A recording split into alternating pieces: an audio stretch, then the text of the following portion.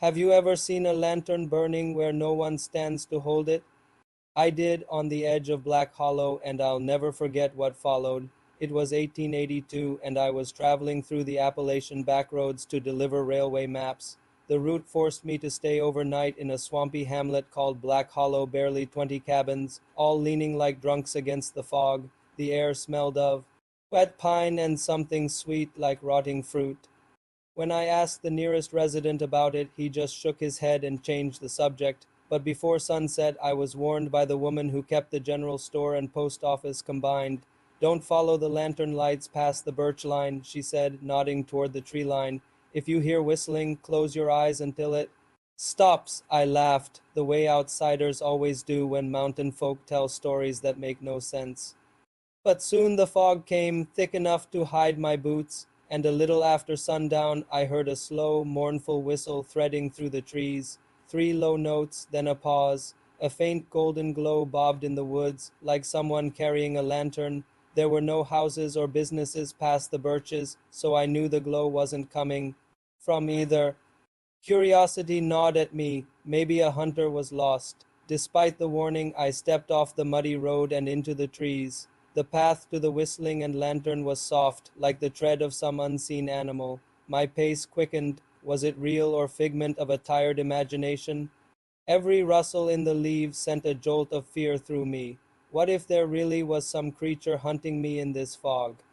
And then, finally, I entered a clearing where a wooden bridge spanned a black creek. The lantern rested in the center, steady, but no one held it.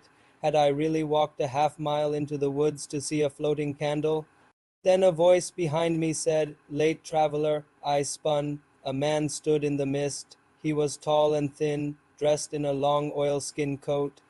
His face was hidden beneath a wide hat pulled low. Water dripped from him, though no rain had fallen. "You must pay the hollow," he rasped. I stammered that I had no coins. He tilted his head. "Payment isn't silver." Then I noticed the lantern flame flickering softly in the night. He inclined his head toward the bridge. "Cross," he croaked, "and take what you find." Though fear froze my feet, my eyes were drawn to the lantern. Why would anything good come from crossing that bridge? But the glow seemed to beckon me. Whatever danger lay beyond, whatever the cost, I felt compelled to step foot onto the bridge. As I did, the lantern keeper spoke again. "Do not turn back." I wanted to argue, to demand he explain himself, but his next words stilled me. "Don't turn back. Don't breathe a word of this to any living soul. Don't speak, just keep going." On the other side of the bridge, the forest pressed in closer, the trees gnarled and bare, their branches clawing at the fog like skeletal fingers. As I passed under them, I could have sworn I heard whispers brushing my ears, but the lantern keeper's warning drowned out all sound. "Don't turn back, don't speak." Those two things alone set my teeth on edge. We walked in silence. How long, I don't know. Then the ground rose, becoming stony and uneven. Soon I stumbled out of the trees onto a narrow ridge overlooking a deep gorge. At its bottom, a cluster of buildings huddled together. Smoke curled from their chimneys, and a scattering of lanterns glowed in the windows. They weren't the homes of Black Hollow. These were snug and neat. Those others were crooked and ramshackle. This must be where the villagers went when the sun dipped below the hills. This must be the place they hid. As I stood staring, the lantern keeper stepped forward. It was as if he'd been waiting patiently for me to catch up. "See," he rasped, pointing with a gnarled finger. "There's much here worth taking." My blood ran cold. What was he talking about? I turned to leave. I had no wish to be a part of whatever scheme this was. But as I did, I heard footsteps behind me, slow, dragging steps. Turning back, I saw a girl struggling up the path, dragging herself toward me.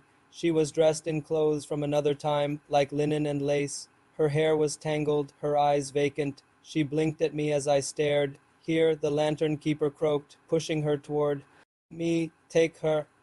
And I realized what this hollow was, what he planned. It was a pit to snare lost travelers, to drag them down and keep them forever.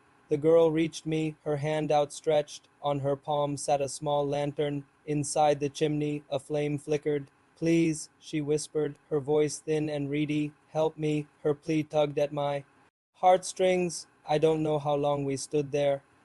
All I know is that I couldn't tear my gaze from the lantern in her hand. It seemed to pulse with a light of its own, and as I reached out to take it, the world shifted around me. The trees twisted, the rocks crumbled, and the lantern keeper loomed close, blocking my view of the gorge. His features swam into focus. His face was paper, white, stretched tight across his skull. His eyes burned red in the gloom. His lips pulled back in a snarl, revealing teeth filed two sharp points. He lunged. Adrenaline surged through me. I flinched away, knocking the lantern girl over. We scrambled back to our feet, and I could hear the rasp of his breath, smell the musk of his skin. He snarled again, and I took off running. Behind me, I heard the girl scream and the keeper cackle. Branches slashed at my face and tore at my clothes. Thorns ripped my hands, but I didn't dare slow down. Not until I burst back onto the village road and saw the welcoming glow of the inn.